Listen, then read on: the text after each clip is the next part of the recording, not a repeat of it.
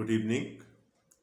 मुकद्दस मत्ती का इंजीली बयान, उसका 27वां बाब, उसकी 45वीं आयत से लेकर बाब के आखिर तक यानी 66वीं आयत तक हम पढ़ेंगे।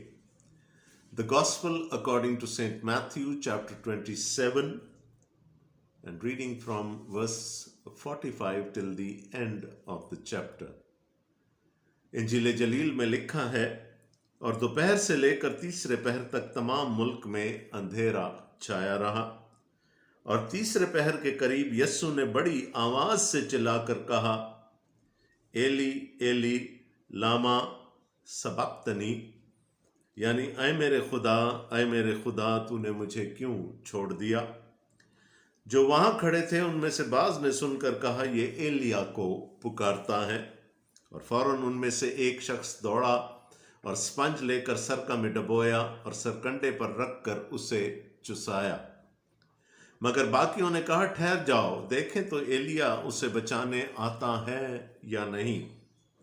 यस्सु ने फिर बड़ी आवाज से चिल्लाकर जान दे दी, और मकदस का पर्दा ऊपर से नीचे तक फटकर 2 टुकड़े हो गया, और जमीन लर्जी और चट्टानें तिड़क गईं, और कब्रें खुल गईं, और बहुत से जिस्म उन मुकद्दसों के जो सो गए थे जी उठे, और उसके जी उठने के बाद कब्रों से निकलकर मुकद्दस शहर में गए और बहुतों को दिखाई दिए। बस सूबादार और जो उसके साथ यस्सु की निगहबानी करते थे भौचाल और तमाम माजरा देखकर बहुत ही डर कर कहने लगे कि बेशक ये खुदा का बेटा था। और वहाँ बहुत सी औरतें जो गलील से यस्सु की खिदमत करती हुई उसके पीछे पीछे आई थीं, दूर से देख रही थीं। उनमें मरियम मगदलीनी थी, और याकूब और यूसीस की माँ मरियम, और जब्दी के बेटों की माँ। जब शाम हुई तो यूसुफ नाम अरमतिया का एक दौलतमंद आदमी आया, जो खुद भी यस्सु का शागिर्द था। उसने पिलातुस के पास जाकर यस्सु की लाश मांगी, और पिलातुस ने दे देने का हुक्म दिया। और यूसुफ ने लाश को लेकर साफ महीन चादर में लपेटा, और अपनी नई कब्र में जो उसने चट्टान में खुदवाई थी रखा। फिर वो एक बड़ा पत्थर कब्र के मुंह पर लुढ़का कर चला गया। और मरियम मगदलीनी और दूसरी मरियम वहां कब्र के सामने बैठी थीं। दूसरे दिन जो तैयारी के बाद का दिन था, सरदार काहिनों और फरीसियों ने पिलातुस के पास जमा होकर कहा, खुदावंद, हमें याद है कि उस धोखेबाज ने जीते जी कहा था, मैं 3 दिन के बाद जी उठूंगा। बस हुक्म दे कि तीसरे दिन तक कब्र की निगहबानी की जाए। ऐसा ना हो कि उसके शागिर्द आकर उसे चुरा ले जाएं और लोगों से कह दें कि वो मुर्दों में से जी उठा, और ये पिछला धोखा पहले से भी बुरा हो। पिलातुस ने उनसे कहा, तुम्हारे पास पहरे वाले हैं, जाओ, जहां तक तुमसे हो सके उसकी निगहबानी करो। बस वो पहरे वालों को साथ लेकर गए और पत्थर पर मोहर करके कब्र की निगहबानी की। यह हमारे खुदावंद यीशु मसीह की इंजील है। ऐ मसीह, तेरी तारीफ हो।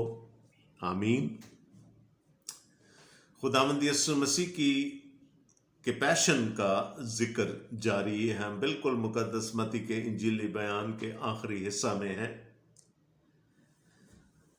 और हमने देखा कि खुदावंद यीशु मसीह को, पिछली दफ़ा जो बाइबल स्टडी थी उसमें हमने देखा था कि खुदावंद यीशु मसीह को मसलूब कर दिया गया, और 2 दूसरे बागियों के दरमियान उनको मसलूब किया गया ताकि वो बदकारों में शुमार हों कलाम के मुताबिक, पेशगोइयों के मुताबिक।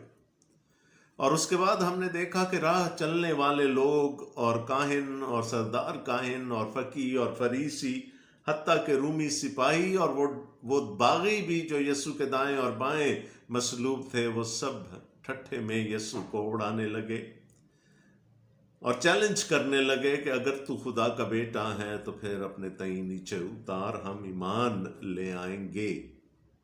और मैंने आपको बताया था कि ये जुबान उनकी अपनी नहीं थी, ये इब्लीस की जुबान थी, जो नहीं चाहता था कि खुदावंद यीशु मसीह सलीब पर जान देकर उसके सर पर कारी ज़र्ब लगाएं। अब ये सिलसिला सुबह से शुरू हुआ, दोपहर का वक्त आ गया है, और जिसका बयान अब से हम पढ़ने चले जा रहे हैं।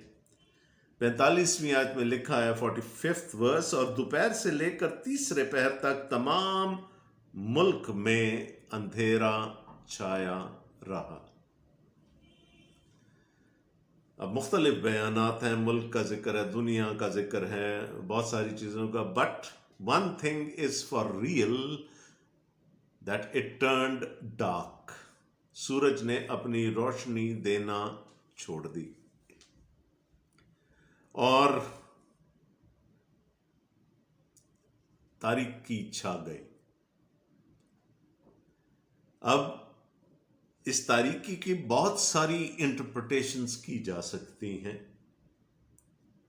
یہ کہا جا سکتا ہے کہ جی یہ چونکہ ایک ایسا المیہ تھا کہ جس کو شاید لوگ نہ برداشت کر پاتے، اس لیے تاریکی چھا گئی، یا یہ چونکہ گناہ کی عدالت ہونے جا رہی تھی اس لیے تاریکی چھا گئی۔ یقیناً گناہ کی عدالت ہونے جا رہی ہے وہاں پر، لیکن اس کو تھوڑا سا ہم پرانے عہد نامہ کے ساتھ ریلیٹ کرنے کی کوشش کرتے ہیں۔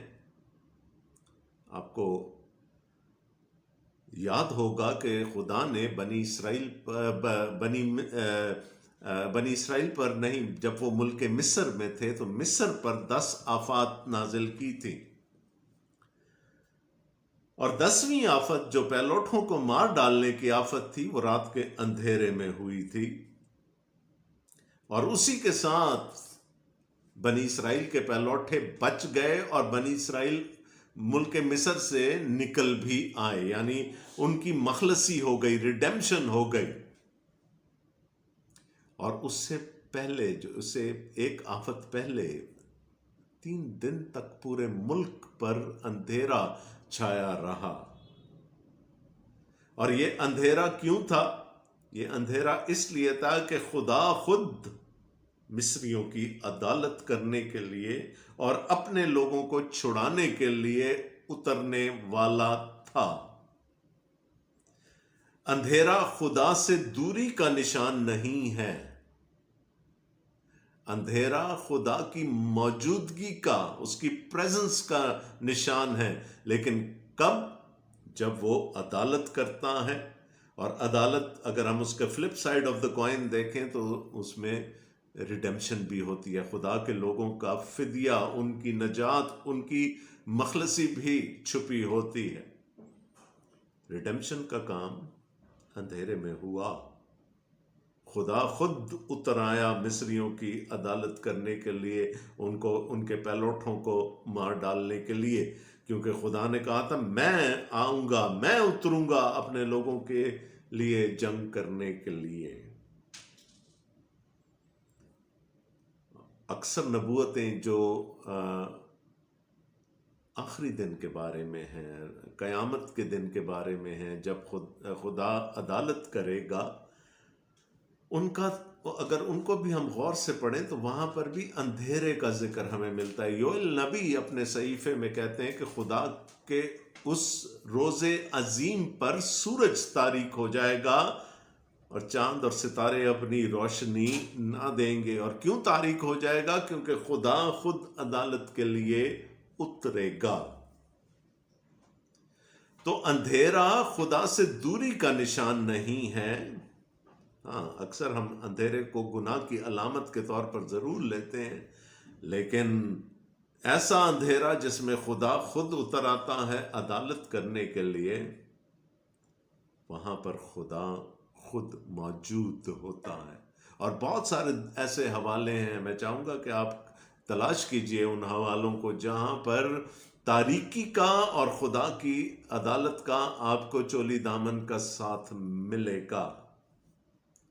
اور میں نے کہا flip side of the coin کیا ہے کہ اس عدالت میں پھر خدا کے لوگوں کی رہائی ہے، اس میں مخلصی ہے خدا کے لوگوں کے لیے۔ اب یہاں کیا ہونے جا رہا؟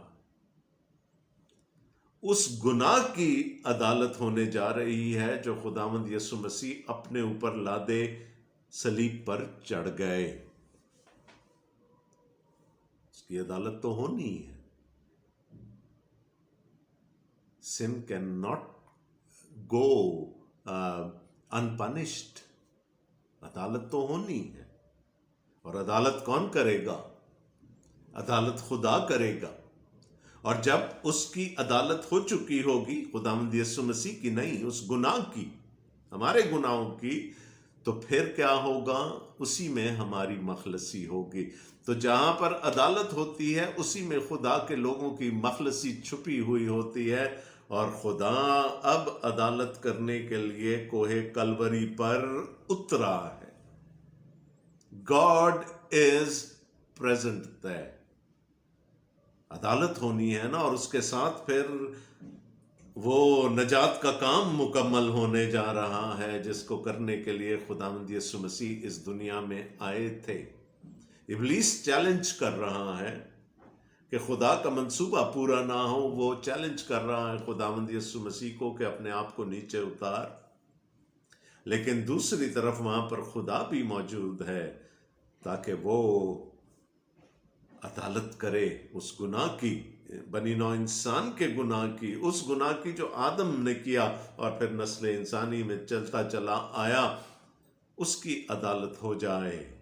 اور جب عدالت ہو جائے گی تو پھر اس کے بعد مخلصی اور نجات کا پیغام بھی ساتھ ہی مل جائے گا. تیسرے پہر، دوپہر سے لے کر تیسرے پہر تک تمام ملک میں اندھیرا چھایا رہا. اب یہ ایک مافوق الفطرت بات ہے دن کے وقت، اور وہ بھی جس وقت سورج سوا نیزے پہ ہو، وہاں پر اندھیرے کا ہو جانا یہ ایک سپر نیچرل بات تھی. لیکن کیوں ہوا؟ because sin had to be judged, sin had to be condemned. اور خدا وہاں عدالت کرنے کے لیے موجود ہے. اور تیسرے پہر کے قریب یسوع نے بڑی آواز سے چلا کر کہا، ایلی ایلی لاما سبقتنی. یہ زبور 1 کی پہلی، زبور 22 کی پہلی آیت ہے، یعنی اے میرے خدا، اے میرے خدا، تو نے مجھے کیوں چھوڑ دیا. خداوند یسوع مسیح نے ارامی زبان میں زبور 22 کی پہلی آیت پڑھی، اور غالباً پورا زبور شاید پڑھا ہو، لیکن جو لوگوں کو سنائی دیا وہ پہلی آیت ہے، ایلی ایلی لاما سبقتنی، why have you forsaken me، تو نے مجھے کیوں چھوڑ دیا. اب یہ کلیسیائی ترتیب کے حوالے سے یہ چوتھا کلمہ خداوند یسوع مسیح کا چوتھا صلیبی کلمہ کہا جاتا ہے. انگریزی میں ہم اس کو کرائے آف ڈیریلیکشن کہتے ہیں، اور کچھ مفسرین کہتے ہیں یہ اس دکھ کی کنٹینویشن ہے، اس تکلیف کی کنٹینویشن ہے جو گتسمنی باغ میں شروع ہو چکا تھا، جہاں پر خداوند یسوع مسیح نے نہایت کرب کی حالت میں 3 دفعہ یہ دعا کی تھی کہ ہو سکے تو یہ پیالہ مجھ پر سے ٹل جائے.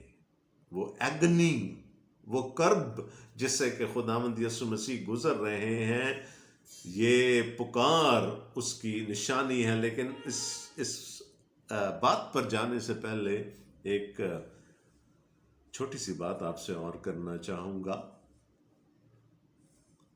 کیا خداوند یسوع مسیح کی موت صلیب دیے جانے کی وجہ سے ہوئی؟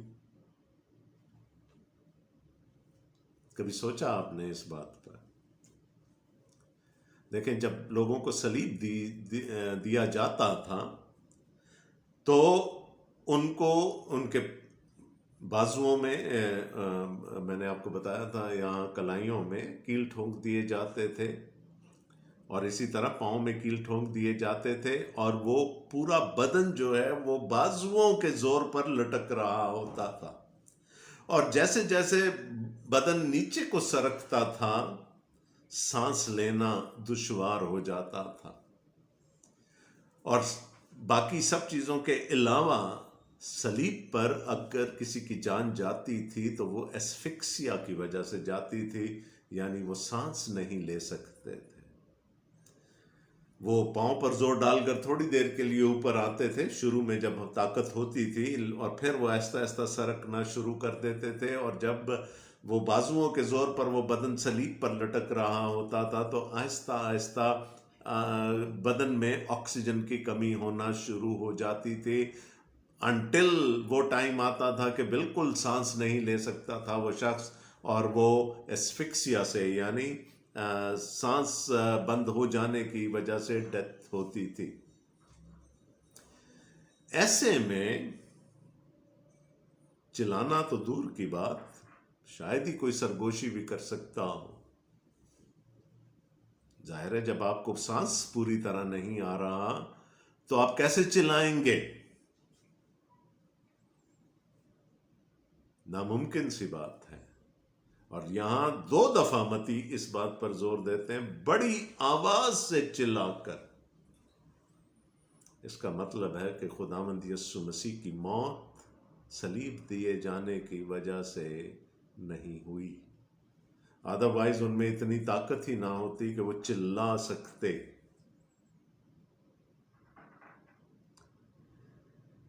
تو کیسے ہوئی موت؟ خدا کا کلام ہمیں اس کا جواب دیتا ہے، میرے اور آپ کے گناہ، نسل انسانی کے گناہوں کی وجہ سے ان کی جان گئی۔ صلیب میں اتنی طاقت نہیں تھی کہ وہ خداوند یسوع مسیح کی جان لیتی۔ یہ پروف ہے، چلا کر جان دے دی، آگے چل کر متی کہتے ہیں، اور یہاں پر لکھا ہے بڑی آواز سے چلا کر کہا۔ یہ کسی بھی جو کہ کوئی شخص اگر 3 یا 6 گھنٹوں سے صلیب پر لٹکا ہو، اس کے لیے کرنا امپاسبل، ناممکن تھا۔ اب اس کو کلمہ جدائی کہا جاتا ہے، جو کچھ خداوند یسوع مسیح نے کہا، اور اس کی بہت ساری تفسیریں ہیں۔ ایک تفسیر یہ ہے کہ چونکہ یہاں پر خداوند یسوع مسیح کے اوپر گناہ لدا ہوا ہے، اس لیے باپ بیٹے کے قریب نہیں آ سکتا، اور بیٹے کو ایسا لگ رہا ہے کہ اس کو چھوڑ دیا گیا، اور یہ بہت ہی پلازیبل قسم کی اپلیکیشن ہے، ویری بلیویبل۔ باپ اور بیٹے کے درمیان وہ ٹیمپرری جدائی ہے، وہ کچھ عرصے کے لیے جدائی ہے، کچھ لمحات کے لیے جدائی ہے، کہ جب اس گناہ کی عدالت ہو رہی ہے، باپ اپنے بیٹے کے قریب نہیں آ سکتا۔ دوسری طرف اگر ہم دیکھیں تو ایک اور تفسیر ہے، وہ بھی میں آپ کی خدمت میں پیش کر دیتا ہوں، پھر جو آپ کو اچھا لگے آپ اس کو ایکسیپٹ کر سکتے ہیں۔ خداوند یسوع مسیح نے اپنے لاسٹ ڈسکورس میں جو شاگردوں کے ساتھ انہوں نے آخری رات میں بات چیت کی، مقدس یوحنا جس کا بیان کرتے ہیں اپنے انجیلی بیان میں، وہاں انہوں نے کہا کہ تم سب بھی مجھے چھوڑ جاؤ تو میرا باپ مجھے نہیں چھوڑے گا۔ اب یہ خداوند یسوع مسیح کے منہ کے الفاظ ہیں کہ میرا باپ مجھے کبھی نہیں چھوڑے گا، اور ویسے بھی شاید تثلیث میں، مقدس تثلیث میں، دی ہولی ٹرینٹی، اس کے اندر جدائی آ جانا، یا تینوں یا 2 اقانیم کا آپس میں جدا ہو جانا، یہ شاید انسانی عقل میں نہیں سماتی، یہ بات کم از کم میری عقل میں نہیں سماتی یہ بات۔ اور پھر میں خداوند یسوع مسیح کے کہے ہوئے کو کیسے رد کر سکتا ہوں؟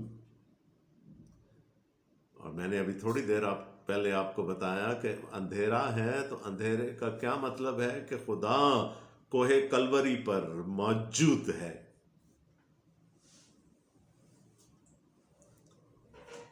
تو یہ کیوں کہا خداوند یسوع مسیح نے کہ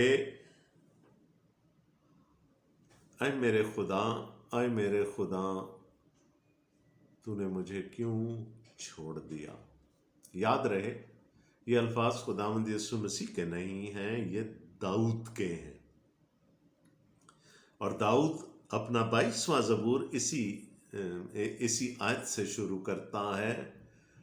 اور ہمیں معلوم ہے داؤد کی زندگی کہ اس کی بادشاہ بننے کے لیے وہ مسیح ہو چکا ہے، تو بھی وہ ساؤل سے بھاگتا پھر رہا ہے، اپنی جان بچاتا پھر رہا ہے. بہت دفعہ موت کو اس نے آنکھوں میں آنکھیں ڈال کر دیکھا اور پھر بھی خدا نے اس کو بچا لیا.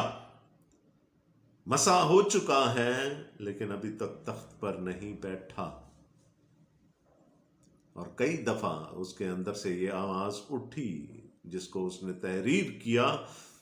اس کو ایسا لگا زندگی میں کسی مقام پر کہ میرے خدا نے مجھے چھوڑ دیا ہے، اور وہ چلا اٹھا، اے میرے خدا، اے میرے خدا، تو نے مجھے کیوں چھوڑ دیا.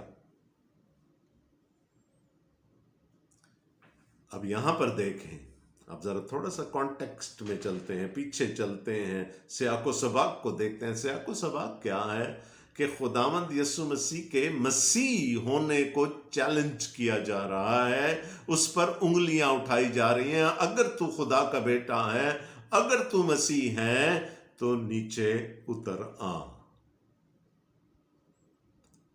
اس کو یہ کہا جا رہا ہے کہ وہ اپنی ڈیوینٹی کو پروف کرے، اپنے کرائسٹ ہوڈ کو پروف کرے، اپنے مسیح ہونے کو پروف کرے. اور بار بار کہا جا رہا ہے. اور دوسرے الفاظ میں وہ کیا کہنا چاہ رہے تھے کہ یہ مسیح نہیں ہو سکتا. صلیب پر لٹکا ہوا ایک شخص کیسے خدا کا مسیح ہو سکتا ہے؟ یہ تو اپنے آپ کو نہیں بچا سکتا، تو یہ بنی اسرائیل کو کیا بچائے گا؟ تو سوچا کیا جا رہا ہے کہ یہ صلیب پر لٹکا ہوا شخص جو کہ اپنے آپ کو مسیح کہتا تھا، مسیح ہونے کا دعویٰ کرتا تھا، یہ مسیح نہیں ہو سکتا. اور اچانک صلیب پر سے ایک آواز آتی ہے، زور سے چلانے کی آواز آتی ہے، ایلی ایلی لاما سبقتنی. اے میرے خدا، اے میرے خدا، تو نے مجھے کیوں چھوڑ دیا؟ خداوند یسوع مسیح ان کے تانوں کا جواب دینا چاہ رہے ہیں کہ وہ جس کو تم مانتے ہو، داؤد کو بادشاہ بھی مانتے ہو، نبی بھی مانتے ہو، وہ بھی تو مسیح کیا گیا تھا. لیکن کتنے سال اس کو جنگلوں میں، ویرانوں میں چھپنا پڑا، غاروں میں چھپنا پڑا. اور وہاں لکھا ہے کہ اس زمانے کے سارے لچے لفنگے لٹیرے اس کے ارد گرد جمع ہو گئے. تو کیا ہم یہ کہہ سکتے ہیں کہ داؤد پر خدا کا مسیح جو تھا وہ ختم ہو گیا؟ ایسا تو نہیں ہو سکتا. چاہے وہ خود کہہ رہا ہے میرے خدا، اے میرے خدا، تو نے مجھے کیوں چھوڑ دیا، اس کا مطلب یہ نہیں ہے کہ وہ بادشاہ نہیں ہے، وہ مسیح شدہ نہیں ہے. تو اگر وہ جنگلوں بیابانوں میں بھاگتا ہوا، اپنی جان بچاتا ہوا بھی خدا کا ممسوح ہے، تو پھر یہ شخص جو تمہارے سامنے صلیب پر لٹکا ہوا ہے، یہ بھی خدا کا مسیح ہے. صلیب پر لٹکے ہونے سے اس کی مسیحیت کو کسی قسم کی کوئی آنچ نہیں آئے گی. خداوند یسوع مسیح صلیب پر سے کیا اعلان کر رہے ہیں؟ میں کل بھی مسیح تھا، آج سولی پر لٹکا ہوا بھی میں مسیح ہوں، اور میں ہمیشہ کے لیے مسیح رہوں گا.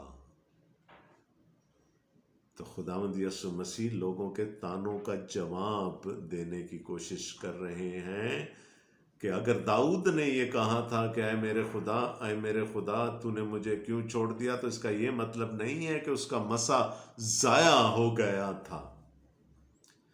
وہ غاروں میں چھپتے ہوئے بھی، جنگلوں بیابانوں میں بھاگتے ہوئے بھی خدا کا ممسوح تھا. اسی طرح میں اگر آج صلیب پر لٹکا ہوں تو میں خدا کا مسیح ہوں. تو اب آپ کسی طرح سے بھی اس کو ایکسپلین کر سکتے ہیں. ٹیکسچولی جائیں گے تو شاید یہ دوسری والی ایکسپلینیشن آپ کو زیادہ بہتر لگے. ویسے کلمہ جدائی بیان کیا جاتا ہے، باپ اور بیٹے کی سیپریشن وقتی، میں بار بار کہہ رہا ہوں ٹیمپرری سیپریشن پہ سٹریس کیا جاتا ہے۔ دونوں باتیں قابل قبول ہیں، جو آپ کو جس طرح سے بھی سمجھ آئے آپ اس کو قبول کر سکتے ہیں۔ اب یہ تو خداوند یسوع مسیح نے کہا کہ ٹھیک ہے میں صلیب پر لٹکا ہوں، تب تو بھی مسیح ہوں، لیکن جو وہاں کھڑے تھے ان میں سے بعض نے سن کر کہا یہ ایلیا کو پکارتا ہے۔ پرانے عہد نامہ کی پیش گوئیاں، خاص کر ملاکی نبی کی پیش گوئی کہ جب خدا کا مسیح آئے گا، خدا خود آئے گا تو ایلیا اس کے آگے راہ تیار کرنے کو آئے گا۔ تو یسوع نے تو ایلی ایلی کہا تھا، لوگوں نے سمجھا شاید یہ ایلیا کو پکارتا ہے، اور ویسے بھی فسح میں خاص طور پر لوگ ایلیا کے آنے کا انتظار کرتے تھے۔ اس کے لیے ایک پیالہ مے کا کھڑکی میں رکھا جاتا تھا کہ اگر ایلیا آ گیا تو اس کے پینے کے لیے وہاں پر میں موجود ہو۔ انہوں نے کہا شاید یہ اپنے بچانے کے لیے، یعنی دیکھیں تانے جو چل رہے تھے، اترا خدا سے کہے وہ تجھے بری کر دے گا، تجھے صلیب پر سے اتار لے گا۔ تو لوگوں نے کہا یہ ایلیا کو پکار رہا ہے کہ ایلیا اس کی مدد کو آئے اور اس کو صلیب پر سے اتارے۔ اور فوراً ان میں سے ایک شخص دوڑا اور اسپنج لے کر سرکہ میں ڈبویا اور سرکنڈے پر رکھ کر اسے چسایا۔ مگر باقیوں نے کہا ٹھہر جاؤ، دیکھے تو ایلیا اسے بچانے آتا ہے یا نہیں۔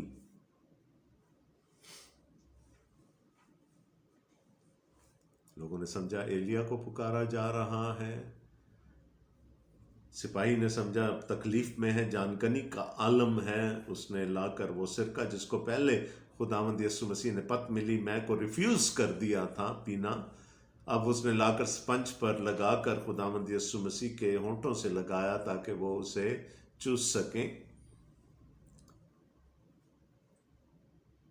اب دیکھیں دھیان کدھر، خداوند یسوع مسیح کہنا کیا چاہ رہے تھے، سمجھا کیا گیا، وہ یہ سمجھے کہ وہ ایلیا کو پکار رہا ہے کہ وہ آ کر اسے چھڑائے۔ کہا نہیں نہیں نہیں کچھ نہیں کرو اس وقت، بی سٹل، دیکھتے ہیں ایلیا آتا ہے یا نہیں۔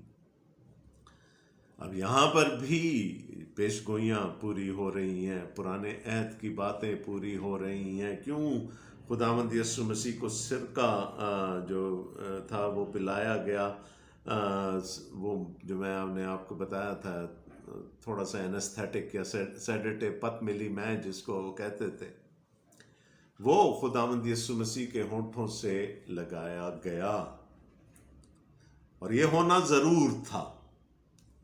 گنتی کی کتاب اور اس کے 9 باب میں ہم پڑھتے ہیں کہ فسح کے لیے 3 چیزوں کا ہونا بہت ضروری تھا: بے خمیری روٹی، برا اور اس کا گوشت، اور تیسری چیز کڑوے ساگ پات۔ دکھوں کی نشانی کے طور پر کڑوی سبزیاں کھائی جاتی تھیں اس رات۔ اب خداوند یسوع مسیح نے تو بڑا کلیئرلی کہہ دیا تھا نا، زندگی کی روٹی میں ہوں، تو روٹی تو وہ ہے صلیب پر۔ خدا کا برہ بھی ہے وہ بھی صلیب پر اسی کی ذات میں ہے۔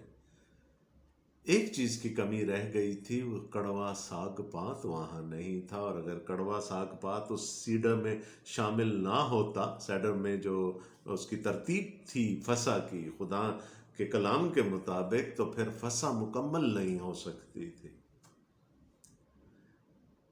تو یہ کڑوا سرکہ، یہ کڑوی میں خداوند یسوع مسیح کے ہونٹوں سے لگائی گئی تاکہ وہ تیسرا ایلیمنٹ بھی وہاں پر پورا ہو جائے۔ تو جگہ جگہ خدا کے کلام کی باتیں، وہ پروسیجرز، وہ سیڈرز، وہ پروسیسز، وہ ساری چیزیں پوری ہو رہی ہیں۔ اور لکھا ہے یسوع نے پھر بڑی آواز سے چلا کر جان دے دی۔ اگین 2 دفعہ، جو کہ صلیب پر لٹکے ہوئے کسی شخص کے لیے کچھ گھنٹوں کے بعد یہ ناممکن تھا۔ تو خداوند یسوع مسیح کی جان تسلیب کی وجہ سے نہیں گئی۔ سوچا تو یہ تھا کہ آج آپ کو باب کے آخر تک لے جاؤں گا، لیکن یہ بڑی امپورٹنٹ باتیں تھیں جن پر وقت گزر گیا۔ تو کوئی بات نہیں، اگلا ہفتہ آئے گا اور پھر ہم اسی بیان کو جاری رکھیں گے۔ تب تک خداوند آپ سب کو بڑی برکت دے، آمین۔